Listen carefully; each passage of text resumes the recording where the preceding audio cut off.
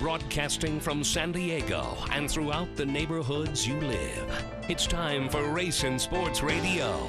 Your connection to the world of race and sports. So huddle up as Race and Sports Radio brings you all the up-to-the-minute race and sports news, interviews, major stake race analysis, and handicapping races coast to coast. We're live from San Diego. Now it's time to talk the bottom line. It's time to bring you Race and Sports Radio. Here's your host, Felix Taverna. And a very happy day to each and every one of you. Welcome to Race and Sports Radio, a very special edition of Race and Sports Radio. We are honored to have the all-time Major League Baseball hit king joining us, my friend, Pete Edward Rose. Pete, at top of the morning, how are you, my friend? Felix, I'm doing well. It's nice to hear your voice, and it's nice to be on your show, and let's have a good show. Yeah, let's do a great show. A lot of questions I have. I'm honored to have you on, Pete. Growing up in Pittsburgh, I followed your entire career. You were the evil empire, the Cincinnati Reds against my Pittsburgh Pirates. But I want to take you back to the early years of Cincinnati. You were born and raised in Cincinnati. What was it like for you growing up in Cincinnati, Pete? Well, it's like every other kid that grew up in Cincinnati. We all wanted to be a Cincinnati Red someday. I was no different than any other kid. We don't have Little League there. We have what we call knot-hole baseball, and there's like 60,000 kids that play knot-hole baseball, including myself. You have 2 years of C, 2 years of B, and 2 years of A. Then by that time, your age is going to take you to American Legion. Then after American Legion, most of the good players play high school baseball. So I was no different than anybody else. And I was a big Reds fan, obviously. My favorite player when I was growing up was a guy that was the opposite of me, actually, Big Ted Kluszewski. He's the guy with the massive arms. He's the reason they have the cutout uniforms, because his arms were so big. He was a tight end at the University of Indiana on the football team. And he's probably, I would say, the best hitting coach in the history of baseball because of the guys he developed. He developed me, Tony Perez, Johnny Bench, Davey Concepcion, George Foster, guys like that. And he was always the hitting coach. That made it simple. Hitting coaches today get you too confused, especially young players. He would talk to you, but roundabout, his philosophy was see the ball and hit the ball hard, but he had a good way of explaining that. And I don't think he confused any of the big league hitters, and he developed a hell of a lot of them. Pete, you played high school football as a freshman at West Hills High School in Cincinnati, and then you decided to give all your attention to baseball. Was there a reason why you chose baseball over football? Not really. Let me rephrase that. I was a really good football player as a freshman, okay, but I was small. And then the next year, I didn't get invited out for the varsity, but the guy that played behind me did. And it just it ruined me because I wanted to be a football player, because my dad's probably the best football player ever to come out of Cincinnati. And because it ruined me, I started skipping school. I didn't even go to school. So the first thing you know, I flunked my sophomore year. Then all of a sudden I start growing. Then I made the team. Actually, I made All-State as my second sophomore year, and I played my junior year. And because of flunking in my first year of sophomore football, I was ineligible because you're only allowed 6 semesters of eligibility. And that's when I started playing baseball in Dayton, Ohio, in a Dayton AA amateur league. We played 2 games a week, every Wednesday and every Sunday. And it was a pretty good league because each team could have 2 what they called class guys on, which are guys who spent time in the minor leagues. And I was 25 for 50 in that league. And that's where my uncle talked the Reds into signing me to a contract. So the day after I graduated from high school, I signed with the Reds, and the next day I went to Geneva, New York to start my minor league career. And then the rest is history because you were called up to the Reds in 1963. Your first game as a professional baseball player was 1963. And who would have thought it was a be against my Pittsburgh Pirates? You remember that day quite well, I'm sure. Actually, I really do. And let me straighten something out for you, okay? I know you're doing your homework, but just little things people might, find out we're not telling the truth. I was never called up because I hit 330 in 61. I hit 330 in 62. In 63, I was invited to spring training as a non-roster player. Okay. And I actually made the team in 1963 out of spring training. Then we had, I think I was 0 for 10 or 0 for 12, and we went back to play Pittsburgh and at Crosley Field, and Bob Friend was pitching, and I got a triple off of him down the left field line, which was unusual because I was a left-hand hitter at that time against Bob Friend. And that was my first hit, was a triple against the Pittsburgh Pirates. You were actually 0 for 11 before you did it, so I just want you to know I did my homework, Pete, okay? You were 0 for 11, you got your... I never did figure out why we went on the road and came right back to Cincinnati and played the same team. So I never did figure that out, but you're actually right. I know it was 11 or 12, but I said 12 and it was 11. You did do your homework. And Bob Friend, you got a triple off of Bob Friend, and that was in Crosley Field, correct? Correct. Down the left field line, right down where the Reds bullpen was. And I remember my first at-bat, before I went 0 for 11, I walked in 63 on April 8th. And next guy up was Frank Robinson. He had a 2-run home run. So I scored the first run of the 63 season based on a walk that I got my first at-bat in the big leagues. 1963 was a very big year for you because you were also named the National League Rookie of the Year. Yeah, there's guys that may have hit higher. I hit 273, but I did have 170 hits, which is a lot of hits for a young player. And I did score over 100 runs. So that's what got me the Rookie of the Year. And I played second base at that time. And you got to remember, all the way up through high school, I was a catcher. Then when I was a junior in high school, I was so small, they put me at second base. So when I signed with the Reds in 1960, I went to Geneva, New York to play for Geneva Reds, and I played second base. So I hadn't had a lot of experience on the infield when I signed a professional contract. In 1964, you went to Venezuela to play winter ball, and that must have helped you so much. What did you learn? Oh, yeah. I learned how to hit in Venezuela because in 1964, I hit 269. I hit 269, and I didn't develop off the rookie season. And I went down to Venezuela, and I played for Caracas, and I hit 340. And I led the league in runs scored. And I just come back to the United States for the 65 season with a lot of confidence. And then I hit 300. I think I hit 312 and 65, and I hit 300 for the next 10 or 12 years after I went to Venezuela. But there was really a good league because it was some good pitching in that league, and we didn't play every day. We may have had a week when we played 3 games, maybe 2 games, maybe 4 games, and my manager was our coach at Cincinnati, Reggie Artero. And whenever you went to winter ball back in those days, you wanted to know who the manager was because they would work you to death, and you didn't play winter ball to get worked to death.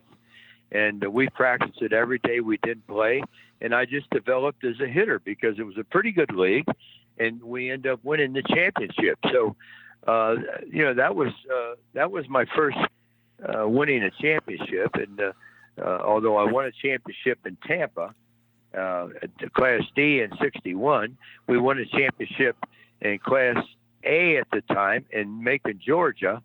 And then my first championship, was the next one was was Caracas, Venezuela. So I kind of become a player that was used to winning, if you know what I mean.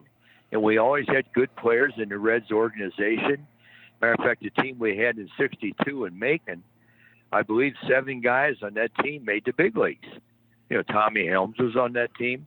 Gus Gill was on that team. Art Shamsky was on that team. Mel Queen was on that team. Teddy Davison was on that team. Ken Hunt was on that team. And Dave Bristol was a manager of that team. So we had a lot of really good players on that Macon team in '62. In '65, as we were talking about, you led the league in hits with 209. You also led the league at bats with 670. And it was the first of 10 seasons with 200 hits, and your first of 9 consecutive, as you mentioned, 300 seasons. So what did you learn down there that really opened up the floodgates? I don't think I learned anything, to be honest with you. I was always very, very aggressive when I was a hitter, but I just learned confidence. You know, if you could do it in another country against really good pitchers, which they had in Caracas in the Winter League, I just took that north with me and did it in the big league. So when I went to spring training in '65, coming off that 340 in Venezuela, I really felt like I belonged, and I just got off to a good start and started getting the hits and getting the hits and getting the hits, and it just become a lot of fun for me. And don't forget, in '65 and '66 or '65, I'm hitting before Frank Robinson and Vada Pinson, so that made their job easier. A guy getting 200 hits and getting on base to start the inning off. So a lot of things clicked for me in those days. 1968, you started the season with a 22-game hitting streak, Pete. Then another 19-game hitting streak. You missed 3 weeks because you broke your thumb, I do believe, in the All-Star game. You beat out Matty Lou, one of my favorite hitters growing up in Pittsburgh and one of my idols. It was your first batting title. You hit .335, and Matty Lou hit .332. His brother Felipe, who played for the Braves, would finish third at .317. Let me tell you something about that batting race. Let me tell you an interesting thing about that batting race. Okay, we're playing. I don't know who we're playing. We're playing San Francisco, last game of the season, and Matty's playing Chicago, and we're real tight in the batting race. We're like a point apart. Okay, the last game of the year. Next to last game of the year. I'm playing Gaylord Perry, and I got 5 for 5 off of Gaylord Perry. He was playing Fergie Jenkins. He got 4 for 4. So the next to last day of the season, we went 9 for 9. And then I went into the last day of the season a point or so ahead, and I went 1 for 3, and he went 0 for 4. That was my first batting championship, right down to the wire. Now, the next season, '69, the only way I can lose the batting championship is if I go 0 for 4 and Roberto goes 4 for 4. Well, we're playing in Atlanta and he's playing in Pittsburgh, and I'm 0 for 3 and he's 3 for 3. Okay? And I dropped down a bunt against Clete Boyer and got a hit, and he made an out. So I went down to the last at-bat of the season to win that batting title against another Pittsburgh Pirate, Bobby Clemente. So that is close. You know, that's cutting it short, because in those days, guys, you wanted to win a batting title because you could negotiate your contract in good faith the next year. You had something really to talk about. Whether you got 200 hits, or you hit 300, or you made the All-Star team, or you did this or you did that. Because we had 1-year contracts. My first 16 years with the Reds, I had 1-year contracts. So what I did in '69, I got paid for in '70. What I 72, I got paid for in '73. That's the way it worked in them days. And the more assets you had behind your name, the better off you were. That '69 year, you hit your career best at .348. You had 218 hits. You walked 88 times. You had 33 doubles, 11 triples, and you had an on-base percentage of .432, your all-time best. Let me ask you about the year prior. Bob Gibson Well, was... that's probably the most walks. That's probably the most walks I ever had in a season, because even though I got over 1,500 walks to go along with those 4,200 hits, I never walked 100 times, and I never struck out 100 times. So those are a couple of things that I never did in my career. I want to go back to that 68 year, because Bob Gibson became the most valuable player, and you finished second. Yep. What was it like? What was it like going up against a guy like Gibson or Koufax? I mean, you faced some of the best pitchers of the game. I faced 19 Hall of Fame pitchers. Don't forget Marichal. Don't forget Carlton. Don't forget Drysdale. Don't forget Gaylord Perry. Don't forget Fergie Jenkins. You know, I faced 19 Hall of Fame pitchers. But in those days, it was kind of unusual, because not many pitchers who can win the Cy Young, which he did, you know, because he had like 13 shutouts, 1.0, the lowest earned run average ever. But not many pitchers in those days won the MVP. And that's why I was a little disappointed, because he was a pitcher and, you know, and I was a hitter. So you know, I thought I should have won the MVP. I thought I should have won the MVP of 68, but I finished second to a great guy and a great pitcher. No question about it. Bob Gibson was a great pitcher. Rest his soul, because, you know, you just made a great statement. Yeah. In 1968, as you said, pitchers weren't given the most valuable player award. Right. From 1960, even though he deserved it. Even though he deserved it. I mean, you don't have 13 shutouts and a 1.12 earned run average and win over 20 games. So, you know, as I look back today, and as I have for many, many years, if you're going to finish second to somebody, Bob Gibson would be the guy you finish second to. And he was the last pitcher to win the most valuable player award. And then Clayton Kershaw just won it 3 or 4 years ago for the Dodgers. So from 68 to 3 or 4 years ago, no major league pitcher ever won the most valuable player award. Roberto Clemente. Right. Roberto Clemente. It was my idol growing up. I loved Roberto Clemente. I had an opportunity. My father brought me to Forbes Field. I had an opportunity to shake Roberto Clemente's hand as a 12-year-old. I didn't wash my hand for the next year. What was he like? He was an incredible baseball player. He was an incredible guy. As you know or may not know, when you played at Forbes Field, when you come out of your clubhouse, the visitors' clubhouse, you got to walk underneath the stadium and go through the Pirate dugout to get over to our dugout, which is on the third base side. And underneath the stadium, they used to have a couple, 3 benches. And all the players would congregate there before they go out for batting practice and stuff. And Bobby was always sitting there, and he was always talking to young players about hitting. And all we wanted from Bobby Clemente, is we didn't want him to feel bad. Because every time, Petey, every bone in my body hurts. He'd go 3 for 4, 4 for 5. Bobby, how you feel? Oh, man, I feel great. I'm ready to go today. He'd go 0 for 4. So we just sit there and wait for him to come out and find out how he feels. Then we know how he's going to do in the game based on how he felt. And we always wanted him to feel as good as he could feel, because he didn't hit when he felt good.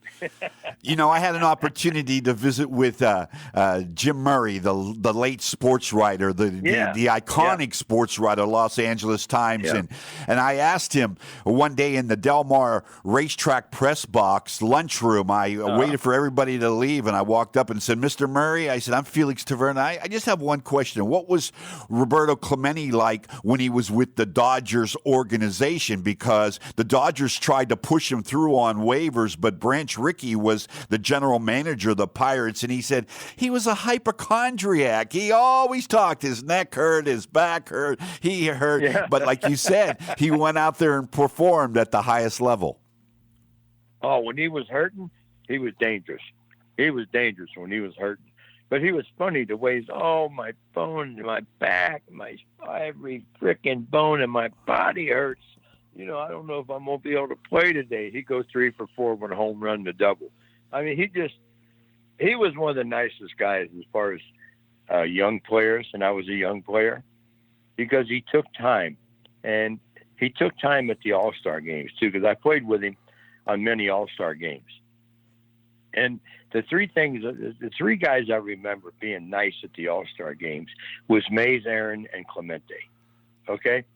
Because they understood why we were there at the All-Star game, because we were there to represent the National League, which we all felt was a better league. Okay? It's just like if you ask your Skrimsky or K-Line or one of those guys, they tell you the American League's better. But in those days, you weren't changing leagues because of free agency and stuff like that. So I believe Clemente spent his whole career in the National League. I know Mays did. I know Aaron did. I know I did. I know Yastrzemski spent his whole career in the American League. I know K-Line did. So the All-Star game back in the 60s and 70s, it boiled down that we were playing for league pride. Pete, hold that thought for 1 second. We're going to go to our commercial break and our timeout, but we are joined with Pete Rose, the Hit King. He's on Racing Sports Radio. It's a pleasure to have This Pete is on. the Racing Sports Radio Show with Felix Taverna on the all-new and mightier 1090 AM. Can you imagine a world without children? A world without their smiles or their laughter? A world where children don't play, or sing, or dream, or imagine. At St. Jude Children's Research Hospital, we can't imagine a world without children. That's why we're working every day to find cures for diseases that strike down children everywhere. Diseases like cancer, pediatric AIDS, and sickle cell. And we won't stop until every child is cured and every disease is defeated. Because we can't imagine a world without children. Can you? Finding cures, saving children. St. Jude Children's Research Hospital. To learn how you can help, log on to our website, stjude.org. This is the Racing Sports Radio Show with Felix Taverna on the all-new and mightier 1090 AM. All right, we are back here live from San Diego. Our guest on Racing Sports Radio is none other than the all-time Hit King, Peter Edward Rose, who's joining us live from his residence, wherever he might be on this glorious day. But we're talking about his career, and we ended it with the All-Star game. Pete, I want to ask you, during that time, the All-Star team was voted by the players, correct? Sometimes it was. I've been on both sides of it. I don't remember when it went from the players to the fans. But it's okay for the fans to vote because it's a fans' game. And I've always believed that. But there again, I think it's more special for you if your peers vote you to the All-Star game. And it doesn't matter if we vote as players or we vote as fans. There was always going to be some controversies. That's just the way it was. And what was really the right way, I have no idea. I'm not smart enough to understand that. But I made 17 of them, and we won 16 of them. The only one we lost was 1971 in Detroit, when Reggie hit that ball off the transformer in right field off of Doc Ellis. Doc threw that sinker down and in, and Reggie, that ball would have went out of Yellowstone Park. That's how good he hit that ball. Pete, you made the All-Star team. Doc was a good pitcher, too. Doc was a good pitcher, too, by the way. When he wasn't on LSD, right? Yeah. Well, I remember one night we were playing him not at Forest Field, at Three Rivers, and I'm leading off, and he hit me. Okay, and Joe Morgan's next. He hit him. Then Ken Griffey's next. He hit him. Then he hit Johnny Bench. Then he threw 4 straight balls at Tony Perez and missed him and walked him, and we got a run. And he told his teammates before the game he was going to hit the first 5 members of the Big Red Machine. He got 4 of us, but he missed the 5th one. He was something else. You know, Pete, you made the All-Star team at 5 different positions: left field, right field, second base, third base, and first base. That's an honor in itself. Well, I worked hard. And, you know, I always changed positions to give room for another player to play. Okay? I remember I went from second base to left field to give Tommy Helms a chance to play. I went from left field to third base to give George Foster a chance to play. And Sparky knew I could do that I'd work hard at it. And that's why we always try to develop other players for the team that may have been the same position as someone else. If we had other second basemen, Tommy Helms was really a shortstop in one rookie year in '66. And he started playing second base, and then they moved him to third and put me back at second because I didn't work out at third the first time. Then I went back to second, then left field, and right field. I had 1 year when I played center field. Then I went back to left field. Then I went to third base in '75 to give George Foster a chance to play. And then when I went to Philadelphia, they had Mike Schmidt at third base, so I went to first base to give me a chance to play. So, whatever you could do for the team. The guys today wouldn't do that because if you changed a drastic, position on the field, you might flop. And if you flop, then when you get up in age, you're looking at a release. So when I went to third base, I had to work my ass off. When I went to left field, I had to work hard. When I went to right field, I had to work hard. And they knew I would be the type of guy that would work hard, that would really try to conquer the position that they wanted me to play in. I was just worried about batting, about getting at bats. And you got to play somewhere. That's why I got over 15,800 at bats, because I was willing to play wherever the manager asked me to play. I remember when I was playing left field in '75, we got off to a slow start, and Sparky called me in the office, and he said, "Petey," he said, "we got to add some more offense to this team." I said, "Sparky, I'm leading the league in hitting. What do you want me to do?" This was May, first week of May. He said, "I want you to move to third base." And this is a Monday. And I said, "When?" He said, "Friday." Okay. So I went out to the ballpark the next couple of days with George Scherger, our super coach, and he hit me ground ball at the ground ball at the ground ball at the ground ball. And the first game back, I played third base. The first hitter was a guy named Ralph Garr, and he topped one over Gary Nolan's head, and I went in, short hopped it, and threw him out, and we went on to win 2 World Series in a row. You broke my heart in '72, the Reds, in that series with the Pittsburgh Pirates. The Pirates won the World Series in '71, and then you had the lead. The Pirates had the lead in the ninth, and Johnny Bench kicked off the bottom of the ninth with a home run. Off of Justy.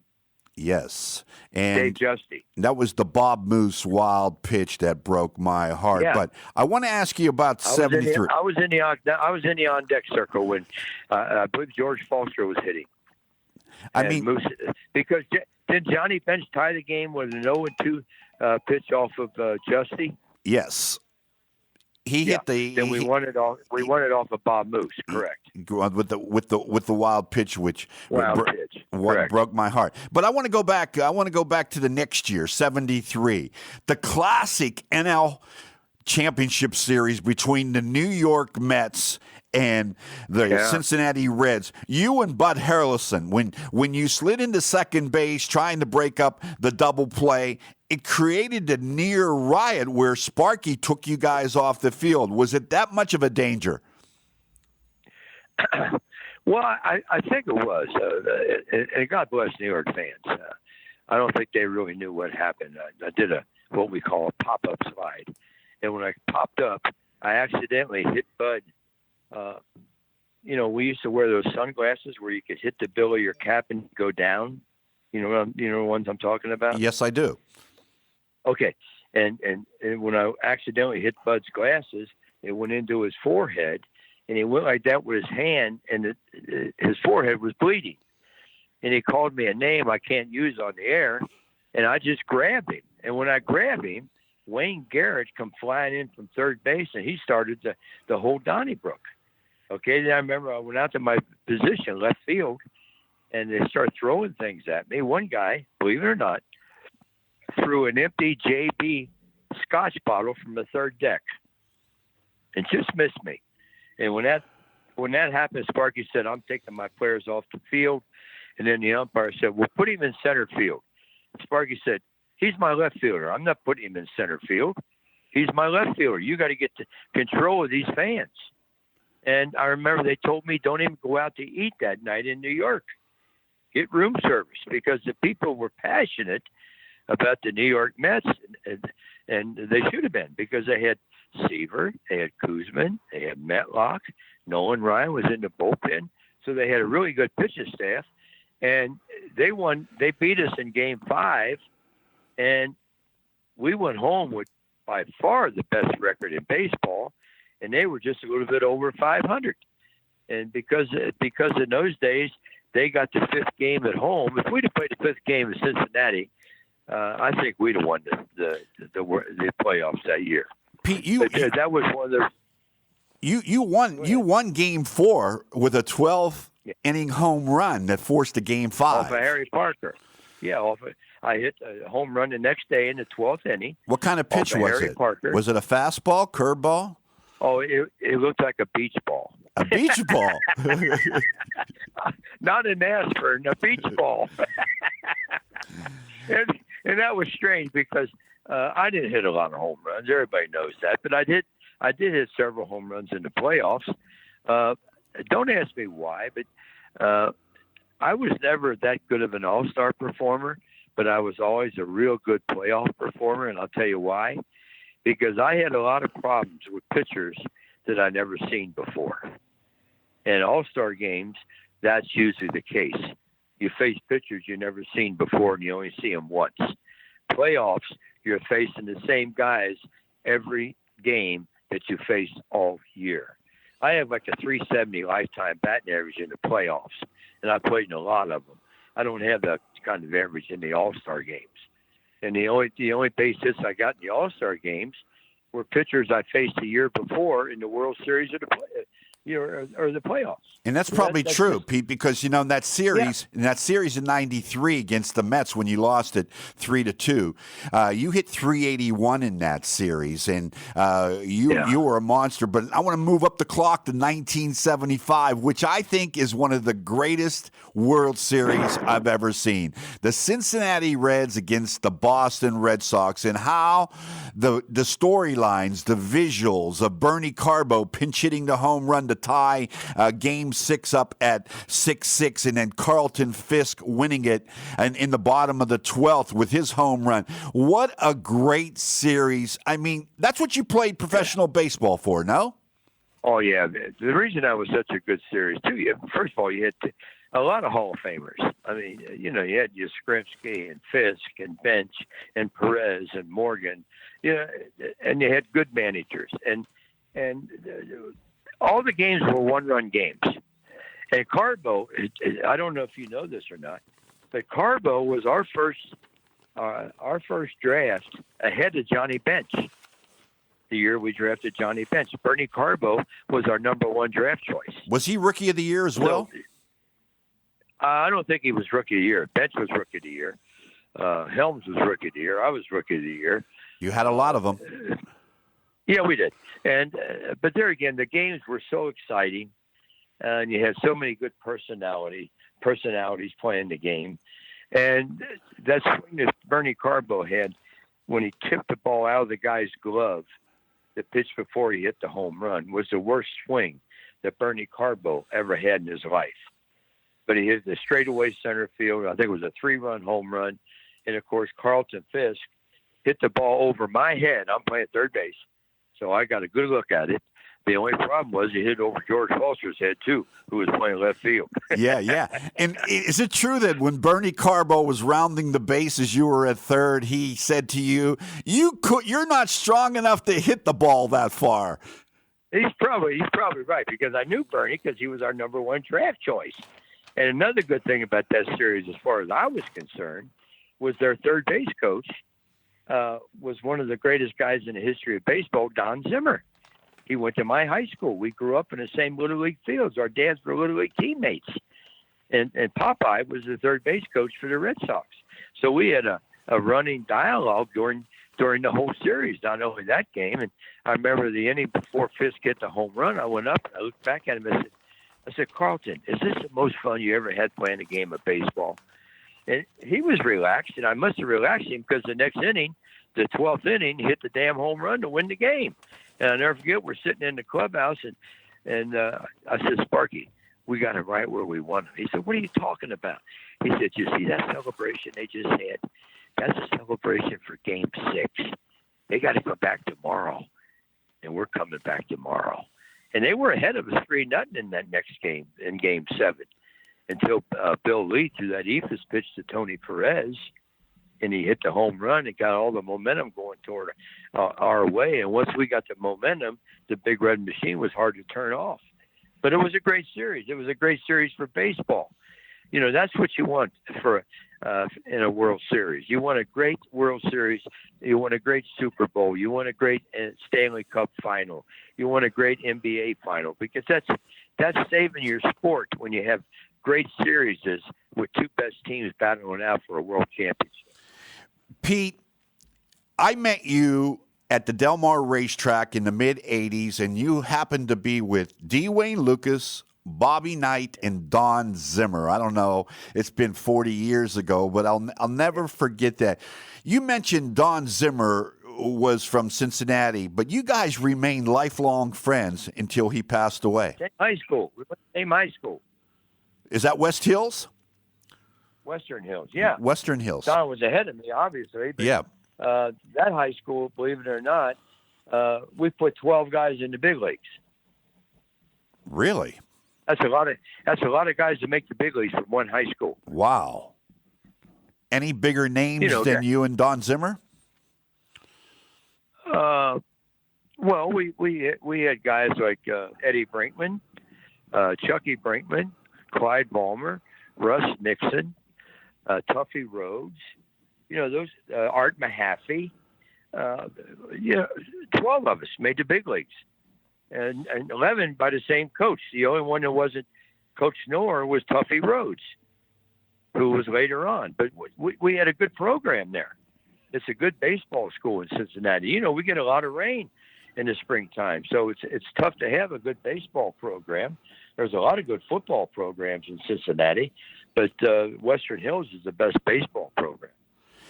You know, I didn't know that there were so many famous people that came from the city of Cincinnati, like Steven Spielberg and Ted Turner, Doris Day, the Isley Brothers, Bootsy Collins from Funkadelic, Felipe Wynn from the Spinners.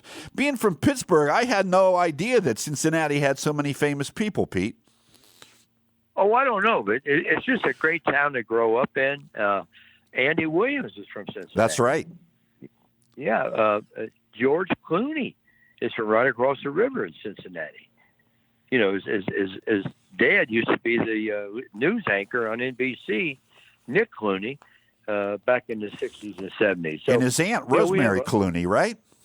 Rosemary, it was his aunt. You're absolutely correct. Yeah. You did your homework. Yeah, and let me ask you this. I don't want to talk about famous people. I want to talk about 1980. This was the year where the city of brotherly love, they were perennial losers, but you got them over the hump and you got them to the World Series. They said, they signed you to a free agent contract, and they said, the executives of the Philadelphia Phillies said, the missing piece for us to get over, because the Phillies won the National League East. And at that time, there were two divisions, the East and the West, right, and the National League as well as the American League. So you had to win your division to play the playoffs. And so what happened was that the Phillies won the National League East 2 years before you got there, but they could never get over the hump and get to the World Series. You got them over the hump. Tell us about it. Well, it wasn't they couldn't get over the hump, okay?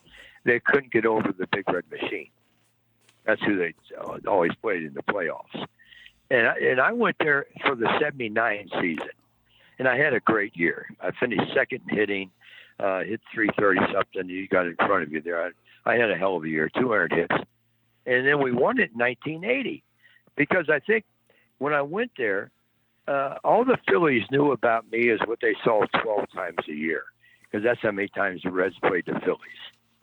And then when they seen me play the way I played the whole year, every day, busting my ass, playing hard, okay, we become a very close united team in 1980. And, of course, Mike Schmidt was the MVP. Okay, and you got Steve Carlton, and you had all-stars. You had Lozinski, you had Boa, you had McBride, you had Boone. You had Maddox, trio. We had a bunch of really good players, just like the Reds did, but they didn't know how to win. And I think I brought that winning attitude to them, and that's what helped them get over the hump in 1980. And that was the first 1980, when we won the World Series. I think it's the first time in 86 years that the Phillies won. So needless to say, the people were excited. Okay? But a lot of us chipped in for that 1980 season. I didn't hit 300. I did okay, though. But Mike Schmidt led us right down the path to victory. And it was the most awesome sight I've ever seen in my sports career was the parade in downtown Philadelphia after the 80 World Series. We got in floats downtown, went all the way out to JFK Stadium down Broad Street. And when we got to JFK Stadium, which was right across from the vet, there were 130,000 people waiting for us. And when we went down Broad Street, there was 1 million people in the streets. Now, we had parades in Cincinnati, but we don't have as many people as they do in Philadelphia. We'd have 30,000 downtown Cincinnati, which is an overload crowd. But Philadelphia just waited a long time for a world championship, and we gave it to them. And until this day, whenever I go back to Philadelphia, there's still a lot of fans remember that 1980 World Series. And I'll never forget it. I mean, I'll remember the National League playoffs between you and the Houston Astros, where the best-of-5 series, four of those games went to extra innings, and you were nicknamed the Cardiac Kids. Let me ask you this. I want to share about your father. Tell us about the influence your father had on you as we close it out. Well, my father is the only person I've ever idolized in my life. And I was very lucky. Okay, I was very lucky because I grew up in the 50s and 60s, and my dad was an athlete. Okay, he was a hell of a football player. I was a water boy. He was a hell of a basketball player. I was a ball boy. He was a hell of a baseball player, softball actually, and I was a bat boy. So I was always going to sporting events, and my father always taught me the difference in winning and losing and how important it was. Okay, my father never criticized me in front of my peers. He always would correct me if I did something wrong on the way home in the car. That's what you got to do, fathers, that's listening to us talk right now. Don't yell at your kids in front of their peers, or they won't want to play. Pete, we got to do.